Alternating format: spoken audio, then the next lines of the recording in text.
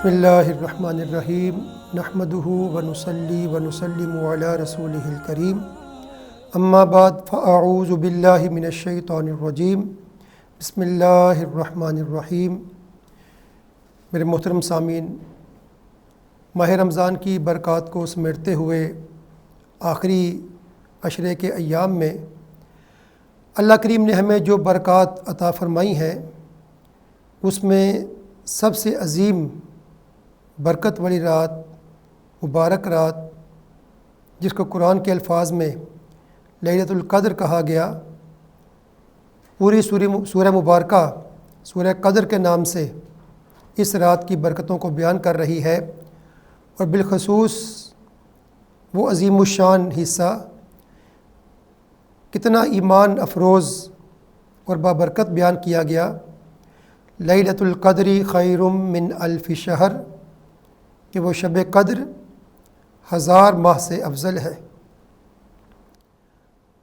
1000 ماہ سے زیادہ برکات ایک طرف، اور اس مبارک رات کی چند لمحوں کی عبادت جو رب کریم کی بارگاہ میں قبول ہو جائے وہ ایک طرف۔ یہ وہ خاص برکتیں ہیں کہ جو اللہ تبارک و تعالیٰ نے ہمیں کریم آقا جناب محمد مصطفیٰ احمد مجتبیٰ صلی اللہ تعالیٰ علیہ وسلم کے توسط سے عطا فرمائی ہیں۔ گزشتہ امتوں کو یہ برکتیں حاصل نہیں تھیں۔ محدثین نے یہاں پر کلام فرمایا کہ گزشتہ امتوں میں جو بندہ 1000 سال تک عبادت میں مصروف رہتا،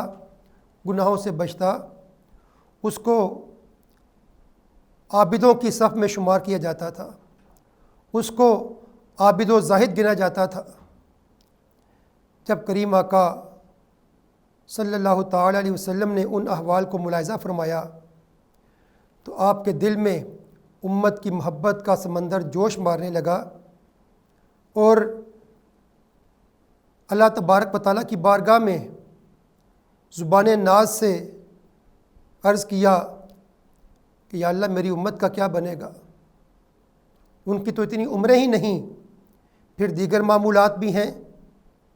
رب کریم نے کریم آقا جو امت کے لیے پریشان ہو جاتے ہیں، قرآن ان کی شان بیان فرماتا ہے، عزیز علیہ ما عنتم، اے لوگو پریشانی مشقت تمہاری ہوتی ہے اور آقا حضور کی طبیعت پر یہ بات گراں گزرتی ہے، تو آپ نے امت کی خاطر اللہ تبارک و تعالیٰ سے وہ تحفہ لے کر امت کو دیا جس کو شب قدر کے نام سے یاد کیا جاتا ہے۔ تو ہمیں اس میں خوب محنت کر کے اس عظیم رات کی قدر کرنی چاہیے، اور ابتدا سے ہی اللہ تبارک و تعالیٰ کی بارگاہ میں اپنے سر کو جھکا دینا چاہیے۔ اب شب قدر ہے کیا؟ قرآن نے بھی فرمایا وما ادراک ما لیلۃ القدر۔ اس میں ہم خود آقا حضور کا معمول دیکھتے ہیں، صحابہ کرام کا معمول دیکھتے ہیں۔ یاد رہے کہ حضور نبی کریم صلی اللہ تعالیٰ علیہ وسلم نے اس رات کی کچھ خاص نشانیاں بیان فرمائی ہیں، اس رات کے بارے میں نشاندہی کی ہے۔ اب اس بارے میں کلام ہے کہ شب قدر کون سی رات ہے، تو مختلف احادیث میں مختلف مضامین ملتے ہیں۔ مثلا ایک رات کے بارے میں آتا ہے کہ آقا حضور صلی اللہ تعالیٰ علیہ وسلم صحابہ کرام کے پاس تشریف لا رہے تھے تاکہ آپ ان کو بتائیں کہ آج شب قدر ہے، اس رات کو ضائع نہ کرو۔ تو دیکھا کہ 2 افراد آپس میں جھگڑا کر رہے ہیں، اس سے آقا حضور کی طبیعت میں پریشانی پیدا ہو گئی۔ آپ واپس تشریف لے گئے، اپنے معمولات کو جاری رکھا، اور پھر بعد میں جا کر صحابہ کرام کے سامنے اس حقیقت کو بیان کیا کہ اے میرے صحابہ، میں تمہارے پاس آنا چاہتا تھا تاکہ تمہیں شب قدر کی برکتیں بیان کروں، تمہیں آگاہ کروں کہ آج شب قدر ہے، لیکن جب میں نے 2 آدمیوں کو جھگڑتے ہوئے دیکھا تو میری طبیعت میں بوجھ پیدا ہوا، لہٰذا میں واپس چلا گیا۔ ایک صحابی جو دور کے قبائل میں رہا کرتے تھے، انہوں نے آقا حضور کی بارگاہ میں عرض کہ یا رسول اللہ صلی اللہ تعالیٰ علیہ وسلم، میرا گھر، میرا قبیلہ دور ہے، روزانہ کا سفر مشقت کا باعث بنتا ہے، جب فرصت ملتی ہے آپ کی بارگاہ میں حاضر ہو جاتا ہوں، تو مجھے ارشاد فرمائیے کہ میں آپ کی صحبت بابرکت سے فیض حاصل کرنے کے لیے کب حاضر ہو جاؤں تاکہ آپ کی صحبت بھی مل جائے اور شب قدر کی برکتوں کو بھی حاصل کر لوں۔ تو آقا حضور صلی اللہ علیہ وسلم نے ان کو 23ویں رات کو مسجد میں حاضر ہونے کا حکم دیا کہ تم اپنے قبیلے کو، اپنے گھر بار کو چھوڑ کر 23ویں رات میرے پاس آ جانا، اللہ کریم تمہیں شب قدر کی برکتیں عطا فرمائے گا۔ لیکن سامعین، امت کے محدثین کا فیصلہ ہے کہ شب قدر اس کی تعیین آقا حضور نے اٹھا لی، اس کو اپنے پاس چھپا کے رکھا، امت کو آگاہ نہیں کیا۔ آقا حضور کا اپنا معمول کیا تھا؟ آپ ہر سال اعتکاف فرمایا کرتے تھے، اور اس کی غرض و غایت کیا بیان کی کہ شب قدر کو آخری عشرے کی طاق راتوں میں تلاش کرو۔ جو بندہ اعتکاف کرتا ہے، رات کو شب بیداری کرتا ہے، دن کو اللہ تبارک و تعالیٰ کی عبادت کرتا ہے، بشری تقاضوں کے پیش نظر آرام بھی کرتا ہے، کوئی حرج نہیں، انسانی طبیعت کا تقاضا ہے، تو اللہ تبارک و تعالیٰ اعتکاف کی برکت سے اس کو شب قدر کی برکات بھی عطا فرما دیتا ہے، اور یہ آقا حضور کی سنت ہے۔ سامعین، یہاں پر میں اپنے مروجہ ماحول کے مطابق ایک کوتاہی کی نشاندہی کرنا چاہتا ہوں۔ ہم عام طور پر یہ سمجھتے ہیں کہ شب قدر صرف 27ویں رات کو ہوتی ہے، اسی رات میں مساجد میں اجتماعات ہوتے ہیں، نزول قرآن کا جشن منایا جاتا ہے، عام طور پر صلاۃ و تسبیح کی نماز باجماعت ادا کی جاتی ہے، لوگ گھروں میں دیگر مقامات پر محافل کا انعقاد کرتے ہیں، بہت اچھی بات ہے، لیکن صرف 27ویں رات کو ہی شب قدر سمجھ لینا یہ دین کے حکم کے منافی ہے۔ اور خود آقا حضور کی صحیح احادیث سے صحابہ کرام نے جو باتیں ہمیں ارشاد فرمائیں، صحابہ کرام نے عرض کہ یا رسول اللہ، اگر آپ مناسب سمجھیں تو ہم لوگوں کو آگاہ کر دیں، تو آپ نے صحابہ کرام کو روک دیا۔ اس کی وجہ کیا ہے کہ لوگ سست ہو جائیں گے، صرف ایک ہی رات جس کے بارے میں مکمل طور پر یقین سے معلوم ہو جائے گا کہ آج شب قدر ہے، صرف اسی رات عبادت کریں گے، اور باقی راتوں میں اللہ تبارک و تعالیٰ سے تعلق کمزور ہوتا چلا جائے گا۔ لہٰذا کیا حکم دیا کہ شب قدر کو آخری عشرے کی طاق راتوں میں تلاش کرو، کہ لوگ ایک سے زائد راتوں میں شب بیداری کریں گے، اللہ کی عبادت کریں گے، اور ان رحمتوں کے حقدار بن جائیں گے جو اللہ تبارک و تعالیٰ شب قدر کی برکتیں ان کو عطا فرمانا چاہتا ہے۔ امت کے علماء نے اس پر کلام کیا کہ شب قدر کو چھپایا گیا تو اس کی وجوہات کیا ہو سکتی ہیں۔ ایک وجہ یہ بھی بیان کی گئی کہ جیسے اگر معلوم ہو جائے کہ آج شب قدر ہے تو لوگ اس رات عبادت کریں گے، لیکن اس کے مخالف سمت کو دیکھا جائے، اگر اسی رات کوئی بندہ گناہ بھی کرتا ہے، اس کو معلوم ہے کہ آج شب قدر ہے، وہ گناہ کرتا ہے، اللہ کی نافرمانی کرتا ہے، تو وہ شب قدر کی حرمت کو پامال کرنے کا مرتکب ہوگا، اس کے گناہوں کی نحوست میں بھی اضافہ ہوتا چلا جائے گا، لہٰذا اس کو چھپا کے رکھا گیا۔ دوسری وجہ بیان کی گئی کہ لوگ عبادت میں سستی کریں گے اور اسی ایک رات عبادت کرنے کو معمول بنا لیں گے، جیسے اس کے بدقسمتی سے آج ہماری قوم کا اکثریت کا معمول ہے، تو اس پر توجہ دینے کی ضرورت ہے۔ صحابہ کرام کے مکالمات ہمیں ملتے ہیں، آقا حضور کی بارگاہ میں سوالات کیے گئے۔ حضرت مرثد رضی اللہ تعالیٰ عنہ کے بارے میں آتا ہے، وہ اپنا حال بیان کرتے ہیں کہ مقام منا میں نے نبی پاک علیہ السلام کے صحابی جناب ابو ذر غفاری رضی اللہ تعالیٰ سے شب قدر کے بارے میں پوچھا، تو آپ نے اپنا معمول بیان کیا کہ اے میرے بھائی، شب قدر کے بارے میں جتنی تفصیل کے ساتھ میں نے آقا حضور سے سوالات کیے ہیں، شاید کسی اور نے نہیں کیے۔ میں نے آقا حضور کی بارگاہ میں عرض کیا کہ یا رسول اللہ صلی اللہ تعالیٰ علیہ وسلم، آگاہ فرمائیے کہ کیا شب قدر ماہ رمضان میں ہے کہ غیر رمضان میں بھی ہوتی ہے؟ تو آقا حضور نے ارشاد فرمایا کہ صرف ماہ رمضان میں ہی ہوتی ہے۔ پھر میں نے عرض کیا کہ یا رسول اللہ کہ یہ انبیاء کے ساتھ خاص ہے یا عام امتیوں کو بھی اس کا فیض ملتا ہے، یا یہ رات صرف انبیاء کی زندگی میں ہی برکتیں لے کر آتی ہے یا قیامت تک اس کی برکتیں باقی ہیں؟ تو آقا حضور نے فرمایا کہ یہ قیامت تک باقی ہے، میں دنیا کو چھوڑ کر اللہ کی بارگاہ میں چلا جاؤں گا تب بھی میری امت شب قدر کی برکتوں سے فیض یاب ہوتی رہے گی۔ پھر میں نے عرض کیا کہ یا رسول اللہ صلی اللہ علیہ وسلم، یہ رمضان کے کس حصے میں ہوتی ہے؟ عشرہ اول میں، عشرہ اخیرہ میں؟ پہلے آقا حضور نے فرمایا کہ اس کو عشرہ اول میں تلاش کرو، پھر فرمایا کہ عشرہ اخیرہ میں، آخری 10 دنوں میں تلاش کرو۔ جناب بزرگ فرماتے ہیں کہ کچھ اور باتیں ہوتی رہیں۔ اس کے بعد پھر میں نے اپنی گفتگو کے انداز کو تبدیل کیا تو آقا حضور نے مجھے تسلی دی کہ اسے آخری عشرے میں تلاش کرو، آخری عشرے کی کوئی رات شب قدر ہو سکتی ہے، محنت کرو۔ اور ساتھ فرمایا کہ اب میں نے تمہیں بہت کچھ بتا دیا، اب مزید اس کے بارے میں تفصیل معلوم نہ کرنا۔ فرماتے ہیں کہ پھر کچھ وقت گزر گیا، اور باتیں ہوتی رہیں، پھر میرا تجسس بیدار ہوا۔ میں نے عرض کی کہ یا رسول اللہ صلی اللہ علیہ وسلم، مجھے اس کے بارے میں مزید آگاہی عطا فرمائیے۔ آقا حضور قدرے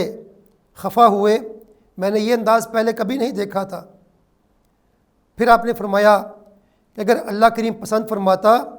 تو تمہیں اس کے بارے میں بالکل ایکوریٹ بتا دیتا کہ یہی شب قدر ہے،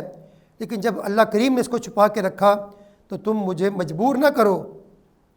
ہاں آخری 7 راتوں میں اس کو تلاش کر لو۔ جبکہ دیگر احادیث میں اس کے بارے میں آتا ہے کہ جب بار بار سوال کیا گیا تو آقا حضور قدرے ناراض ہوئے اور سختی کا اظہار فرمایا، لیکن آخری بات یہی ارشاد فرما دی کہ جب میرے رب کی طرف سے اس کی اجازت نہیں ہے تو میں تمہیں کیوں آگاہ کروں؟ اگر اللہ کریم کی بارگاہ سے مجھے اجازت مل جاتی تو میں بھی تعیین کے ساتھ تمہیں بتا دیتا کہ یہی شب قدر ہے۔ بہرحال تم اس کو آخری 7 راتوں میں تلاش کرو۔ تو سامعین، یہاں پر صحابہ کرام کا اشتیاق شب قدر کو حاصل کرنے کا، تجسس، اس کا بھی پتہ چلتا ہے کہ عام بندوں کی آسانی کے لیے انہوں نے بھی کوشش کی کہ معلوم ہو جائے کہ شب قدر کون سی رات ہے تاکہ کوئی بندہ اس کی برکتوں سے محروم نہ رہ سکے۔ لیکن ساتھ آقا حضور کا معمول بھی ہمیں ایک طریقہ بتا رہا ہے کہ ہمیں ہر رات تلاش کرنے کے لیے، شب قدر کو ڈھونڈنے کے لیے محنت کرنی چاہیے۔ صحابہ کرام بیان فرماتے ہیں کہ ہمیں شب قدر کا معلوم ہوتا تو ہم اپنے گھروں کو چھوڑ کر آقا حضور کی بارگاہ میں مسجد نبوی شریف میں آ جاتے، عصر کے بعد مسجد نبوی میں داخل ہو جاتے اور پھر صبح تک مسجد سے بغیر کسی حاجت کے باہر نہ آتے، حتیٰ کہ فجر کی نماز کا وقت آ جاتا، پھر فجر کی نماز ادا کر کے مسجد سے نکلتے اور اپنی سواری پر سوار ہو کر ہم اپنے دیہاتوں میں اپنی رہائش کی طرف چلے جاتے۔ تو یہ صحابہ کرام کا معمول ہے کہ اس رات کے کسی ایک لمحے کو بھی ضائع نہ کیا جائے، اور رات کے پہلے حصے کے آنے سے پہلے ہی، غروب آفتاب سے پہلے ہی اللہ کے ذکر و فکر میں، اللہ کے ساتھ تعلق کو مضبوط بنانے میں مصروفیت اختیار کی جائے۔ صحابہ کرام کا معمول کیا ملتا ہے، کس انداز میں شب قدر کا معمول ان کی زندگی میں شامل تھا؟ فرماتے ہیں کہ اس رات شام سے پہلے ہی غسل کرتے، بہترین کپڑا، جیسے ہم عید کے لیے کپڑے سلواتے ہیں، وہ شب قدر کے لیے کپڑے سلوایا کرتے تھے، قیمتی کپڑے، بہترین کپڑے، ان کو زیب تن فرماتے، خوشبو کا اہتمام کرتے اور اس کے بعد اللہ کی بارگاہ میں جھک جاتے۔ اس پر بھی امت کے علماء نے کلام فرمایا کہ اپنے گھروں میں شب قدر کو تلاش کرنا بہتر ہے، یا مسجد میں جا کر تمام لوگوں کے ساتھ مل کر اجتماعی طور پر تو اجازت دی، جیسے انسان کی طبیعت اس کا ماحول اجازت دیتا ہے۔ گھر میں بھی عبادت کا معمول بنایا جا سکتا ہے، لیکن مسجد میں جا کر اجتماعی طور پر اس معمول میں حصہ لینا یہ زیادہ افضل ہے۔ صحابہ کرام کا معمول بھی ہمیں یہی بتاتا ہے۔ پھر اکثر دوست سوال کرتے ہیں کہ شب قدر میں کیا کرنا چاہیے؟ تو سامعین، اللہ تبارک و تعالیٰ کو راضی کرنے کے لیے جو بھی امور ہمیں قرآن و حدیث سے ملتے ہیں، توبہ استغفار میں مصروف ہو جانا، نوافل میں مصروف ہو جانا، تلاوت قرآن، توبہ استغفار، کلمات طیبات کا ورد۔ لیکن ہم جب آقا حضور کی بارگاہ میں دیکھتے ہیں، ام المومنین سیدہ عائشہ صدیقہ رضی اللہ تعالی عنہا، طیبہ طاہرہ عابدہ زاہدہ ہماری اماں جان نے آقا حضور کی بارگاہ میں سوال کیا کہ یا رسول اللہ صلی اللہ علیہ وسلم، ارشاد فرمائیے کہ اگر مجھے معلوم ہو جائے کہ آج شب قدر ہے، میں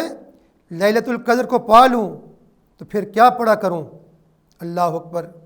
آقا حضور کے قربان جائیے، کوئی لمبے وظیفے نہیں بتائے کہ اتنی رکعتیں پڑھو حتیٰ کہ جسم مشقت میں پڑ جائے۔ کیا فرمایا کہ عائشہ، اللہ کی بارگاہ میں ان کلمات کے ذریعے دعا مانگو، اللہم انک عفو تحب العفو فاعف عنی، اے اللہ تو معاف فرمانے والا ہے، معافی کو پسند فرماتا ہے، اے میرے کریم رب مجھے بھی معاف فرما دے۔ سامعین توجہ رہے، حدیث پاک کے اصل الفاظ یہی ہیں، اسی کو معمول بنانا چاہیے، کیونکہ جو برکتیں آقا حضور کی زبان مبارک سے نکلنے والے الفاظ کی ہیں وہ کسی اور میں نہیں ہو سکتی۔ اگرچہ بعض احباب کا معمول ہے اللہم انک عفو کریم تحب العفو، لیکن میں عرض کروں گا کہ محتاط علماء انہی الفاظ کی اجازت دیتے ہیں کہ جو آقا حضور کی زبان اقدس سے نکلے ہیں، تو ہمیں بھی اسی دعا کو اپنا معمول بنانا چاہیے۔ دوبارہ سماعت فرمائیے، اللہم انک عفو تحب العفو فاعف عنی۔ پھر غور کیجئے کہ آقا حضور جو امت پر مہربانی فرمانے والے ہیں، مشقت فرمانے والے ہیں، ان کو سختی سے بچانے والے ہیں، تو آپ نے سختی سے بچاتے ہوئے سادہ الفاظ کے ذریعے اللہ کی بارگاہ میں مناجات کرنے کا حکم دیا۔ اس دعا کا تکرار کرنا چاہیے اور دیگر معمولات پر اس کو ترجیح دینی چاہیے، کیونکہ یہ آقا حضور کی شب قدر کی عطا فرمائی ہوئی برکات میں سے ایک برکت کا بیان ہے۔ اب اس شب قدر میں جو بندہ عبادت کرے اس کو حاصل کیا ہوتا ہے؟ صحیح احادیث مبارکہ اس میں ہمیں یہ تعلیم ملتی ہے کہ نبی کریم صلی اللہ تعالی علیہ وسلم ارشاد فرماتے ہیں، من قام لیلۃ القدر ایمانا واحتسابا غفر له ما تقدم من ذنبه او کما قال نبی صلی اللہ تعالی علیہ وسلم، کہ جس نے حالت ایمان میں رضائے الہی کے لیے اپنا احتساب کرتے ہوئے، اپنا محاسبہ کرتے ہوئے، غور و فکر کے ساتھ، شعور کے ساتھ شب قدر میں عبادت کی، اللہ تبارک و تعالیٰ اس کے سابقہ گناہوں کو معاف فرما دیتا ہے۔ صحابہ کرام بیان فرماتے ہیں، بالخصوص حضور مولا کائنات شیر خدا باب مدینۃ العلم رضی اللہ تعالیٰ عنہ کا بیان ہے کہ حضور نبی کریم صلی اللہ علیہ وسلم رمضان کے آخری عشرہ میں اپنے گھر والوں کو بیدار فرماتے، یہاں تک معمول ملتا ہے کہ اگر کوئی سونے کی طرف راغب ہوتا، نیند بیدار نہ ہوتی، تو پانی کے چھینٹے اس کے جسم پر مارے جاتے تاکہ وہ نیند سے بیدار ہو جائیں اور اس رات کی برکات کو حاصل کر لیں، اس رات کی برکتوں سے محروم نہ رہیں۔ تو یہ نبی پاک علیہ السلام کا امت کے لیے عطا فرمائی و معمول ہے کہ خود بھی عبادت کرو اور اپنے گھر والوں کو بھی اس عبادت میں شامل کر لو، تاکہ تم بھی اور تمہارے تمام اہل خانہ، تمام افراد خانہ بھی اللہ کی عبادت میں ذوق و شوق کے ساتھ مصروف ہو جائیں۔ سامعین دوبارہ توجہ دلاؤں گا کہ بعض اوقات ہمارے ہاں رسومات کا معمول ہوتا ہے، ہم قرآن و سنت کی تعلیمات میں افراط و تفریط کا مظاہرہ کرتے ہیں۔ آج امت کی اکثریت محض کھانے پینے میں، شب قدر، شب برات، شب معراج کے موقع پر خاص پکوانوں میں مصروف ہو جاتے ہیں، تمام زور کھانے پینے پر ہوتا ہے۔ سامعین، آقا حضور کا معمول کیا ملتا ہے؟ فرماتے ہیں کہ شب قدر سے پہلے جو روزہ ہوتا صرف دودھ کے ساتھ افطاری فرماتے اور حکم کیا دیتے کہ اپنے کھانے پینے کو صبح سحری تک مؤخر کر دو، تاکہ جو وقت کھانے پینے میں مصروف ہوگا وہ بھی اللہ کی یاد میں استعمال کر لو، اور زیادہ کھانے کی بنا پر تمہاری طبیعت میں بوجھ ہوگا اور عبادت کا ذوق و شوق ختم ہو جائے گا۔ لہٰذا عبادت کا ذوق و شوق حاصل کرنے کے لیے، اللہ تبارک و تعالیٰ کی رحمتوں کو، تجلیات کو سمیٹنے کے لیے اپنے پیٹ کو خالی رکھو، تاکہ سستی قریب نہ آنے پائے اور تم پوری محنت کے ساتھ اپنے جسم کو تر و تازہ توانا بناتے ہوئے ذوق و شوق کے ساتھ اللہ کی عبادت میں لگے رہو۔ آج ہم عجیب و غریب کے معمولات میں مصروف ہو جاتے ہیں۔ اگر مساجد میں صلاۃ و تسبیح کی باجماعت نماز ادا کی جا رہی ہے، ہم اسی پر اکتفا کر لیتے ہیں، اور باقی لمحات میں کھیل کود، شرارتیں، مذاق، دنیاوی باتیں ہوتی رہتی ہیں۔ تو سامعین، یہ باتیں قرآن و حدیث کی تعلیمات کے منافی ہیں۔ قرآن کریم ہمیں حکم کیا دیتا ہے؟ لَقَدْ كَانَ لَكُمْ فِي رَسُولِ اللَّهِ أُسْوَةٌ حَسَنَةٌ، اے امت مصطفیٰ صلی اللہ تعالیٰ علیہ وسلم، تمہارے لیے آقا حضور کی ذات میں بہترین نمونہ عمل ہے۔ انہوں نے عبادت کا جو انداز امت کو عطا فرما دیا، امت اگر اسی پر کاربند رہے تو وہ برکتیں حاصل کرے گی، وہ رحمتیں حاصل کرے گی۔ اور اگر ان معمولات کو چھوڑتے ہوئے اپنے ایجاد کردہ، اپنے ذہن کے عطا کردہ، اپنی من پسند معمولات کو اختیار کرے گی، تو اس سے پھر شب قدر کی برکات حاصل ہونے کا امکان بہت کم ہو جائے گا۔ یہی وجہ ہے کہ آج ہمیں ماہ رمضان بھی وہ برکتیں عطا نہیں فرماتا۔ یہی وجہ ہے کہ آج ہمیں شب قدر میں بھی وہ رحمتیں نصیب نہیں ہوتیں کہ جو امت کے اسلاف کا حصہ تھا۔ آئیے ہم اپنے معاملات کا جائزہ لیں، کیونکہ یہاں پر جو بیان کیا گیا کہ حالت ایمان اور احتساب ماہ رمضان کی برکتوں کا بیان ہوا، تو وہاں پر بھی احتساب کے ساتھ رمضان کے لمحات میں عبادت کا حکم دیا گیا۔ دن کا روزہ، رات کی شب داری، احتساب کے ساتھ۔ اور جب شب قدر کا ذکر فرمایا تو اس میں بھی فرمایا من قام لیلۃ القدر ایمانا واحتسابا، اپنے اعمال کا جائزہ لیتے ہوئے کہ ماہ رمضان کی آمد سے پہلے میرا معمول کیا تھا، شب قدر سے پہلے میرا معمول کیا تھا، اور جب آج میں نے ماہ رمضان کو پا لیا، شب قدر میں میں نے محنت کی، تو اب اس کے بعد میرا معمول کیا ہونا چاہیے؟ ایسا تو نہیں کہ ماہ رمضان کے جانے کے بعد ایک رات شب بیداری کرنے کے بعد میں اگلے سال میں سستی کا شکار ہو جاؤں، پھر نہ فرائض عبادات کی طرف توجہ ہو، نہ مسجد کے ساتھ ذوق و شوق پیدا ہو، نہ دیگر عبادات میں توجہ رہے، حقوق العباد کی تلافی ہوتی رہے، محض ایک رات جاگنے کے بعد میں اپنے آپ کو جنت کا ٹھیکیدار بنا لوں، میں یہ سمجھوں کہ اب تو میں جنتی ہو گیا، اب تو بیڑا پار ہو گیا۔ نہیں سامعین، یہ بہت بڑی غلط فہمی ہے۔ یہ شیطان کا وہ ہتھیار ہے جس کی بنا پر وہ ہمیں اللہ کی رحمتوں سے محروم کرنے کا سامان اختیار کرتا ہے، اور ہم بڑی آسانی سے اس کے بہکاوے کا شکار ہو جاتے ہیں۔ ہمیں اپنے طرز عمل کا جائزہ لینا چاہیے۔ پھر ہم جب غور کریں کہ کیا شب قدر میں صرف صلاۃ و تسبیح باجماعت ادا کی جائے؟ نہیں سامعین، میں یہاں پر عرض کروں گا صلاۃ و تسبیح کی نماز بھی ضروری ہے، ادا کرنی چاہیے، لیکن اس کے ساتھ ساتھ امت کے محتاط علماء نے ہمیں یہ راستہ دکھایا کہ انسان اپنی قضا نمازوں کو ادا کرے۔ گزشتہ زندگی میں جو نمازیں قضا ہو گئیں، نوافل کے بجائے ان قضا نمازوں کو ادا کیا جائے، اور یہیں سے سبق حاصل کرتے ہوئے، نصیحت حاصل کرتے ہوئے ان تمام قضا نمازوں کو مکمل کرنے کی روٹین بنا لی جائے۔ ماہ رمضان کے بعد بھی، شب قدر کے بعد بھی نماز کی پابندی اختیار کی جائے۔ صحابہ کرام علیہم الرضوان اور امت کے علماء شب قدر میں اللہ کی بارگاہ میں گڑ گڑا کر دعائیں مانگا کرتے تھے۔ اپنے گناہوں پر نادم ہونے کا راستہ ہمیں دکھا کر گئے، اور آئندہ زندگی ان گناہوں سے بچنے کی روٹین بنائی جائے۔ ہم شب قدر کے اجتماعات میں آتے ہیں، تلاوت قرآن، نعت خوانی، درس و بیان، اور اس کے بعد بڑی رکت آمیز دعائیں ہوتی ہیں، آنسو نکل آتے ہیں، لیکن انسان غور کرے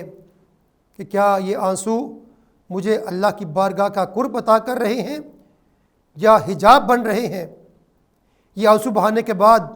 میں کہیں یہ تو نہیں سمجھ رہا کہ میرے آنسو بہہ گئے، میں نے لاؤڈ سپیکر کی آواز پر لبیک کہتے ہوئے توبہ توبہ کے الفاظ اپنی زبان سے ادا کر دیے، لیکن دل اللہ کی بارگاہ میں متوجہ نہیں ہوا، دل میں وہ احساس پیدا نہیں ہوا کہ میں نے آج کی رات کی برکتوں کو سمیٹتے ہوئے اپنے دل میں اللہ تبارک و تعالیٰ کی خوف و خشیت اور آقا حضور کی اتباع کا وہ جذبہ پیدا کرنا ہے کہ جو مجھے ساری زندگی اللہ کی رحمتوں کے قریب رکھے، شیطان کے وار سے بچائے، نفس کے بہکاووں سے بچائے۔ کیونکہ بزرگوں نے یہ بات فرمائی ہے، اہل تصوف کا خاصہ کیا فرمایا کہ اگر ہم قدر کریں تو ہر رات ہی شب قدر ہے، اور اگر قدر نہ کی جائے، حق ادا نہ کیا جائے، تو پھر انسان شب قدر کو بھی کھو دیتا ہے۔ حضور نبی کریم صلی اللہ تعالی وسلم جو امت پر بے حد مہربان، بے حد شفیق ہیں، آپ نے کتنی کرم نوازی فرمائی۔ انسان رات کو سویا رہے، لیکن تسلی کیا دی، خوشخبری کیا دی، اللہ اکبر، کہ اگر ایک انسان اپنی عشاء اور فجر کی نماز کو باجماعت ادا کرے، اللہ تبارک و تعالیٰ تمام رات سونے کے باوجود، نیند کے باوجود، آرام کرنے کے باوجود اس کو شب بیداری کا ثواب عطا فرماتا ہے۔ تو ایسے ہی اگر انسان شب بیداری کرے اور اس کے ساتھ ساتھ 5 وقتہ نماز کو باجماعت ادا کرنے کی عادت بنا لے، اور بالخصوص نماز عشاء، نماز فجر کو باجماعت تکبیر اولیٰ کے ساتھ، توجہ کے ساتھ، جیسا کہ حکم کیا دیا گیا، ان تعبد اللہ کانک تراہ فإن لم تکن تراہ فإنہ یراک، ایسے اللہ کی عبادت کرو گویا تم اس کو دیکھ رہے ہو، اس کی رحمتوں کا مشاہدہ کر رہے ہو، ورنہ کم از کم یہ تو سوچو کہ وہ مجھے دیکھ رہا ہے۔ اس خیال کو پیدا کرتے ہوئے، اس توجہ کو اپنے اندر طاری کرتے ہوئے انسان فجر اور عشاء کی نماز باجماعت ادا کرے تو اللہ تبارک و تعالیٰ اس کو رات کی نیند آرام کے باوجود رات کو شب بیداری میں مصروف رہنے کا ثواب عطا فرماتا ہے۔ تو اگر انسان شب قدر کی برکتوں کو بھی حاصل کرنا چاہتا ہے، تھوڑی سی عبادت کے باوجود شب قدر کو حاصل کر لینے کی خوشخبری میں اپنا حصہ ڈالنا چاہتا ہے، تو کم از کم نماز عشاء، نماز فجر کو باجماعت ادا کیا جائے، اہتمام کے ساتھ، خشوع و خضوع کے ساتھ، اور اس کے بعد دیگر معمولات میں جتنا حصہ مل سکے، تلاوت قرآن، توبہ و استغفار، نوافل کی ادائیگی، قضا نمازوں کی طرف توجہ کرنا، صلاۃ تسبیح کا اہتمام کرنا، صدقہ و خیرات کرنا، خدمت خلق کو معمول بنانا۔ اللہ تبارک و تعالیٰ ہم سب کو شب قدر کی ان برکتوں میں سے حصہ عطا فرمائے۔ اور سامعین، شب قدر کی اس مبارک رات میں، ان مبارک لمحات میں نبی پاک کی امت کی خیر کی دعا مانگنی چاہیے۔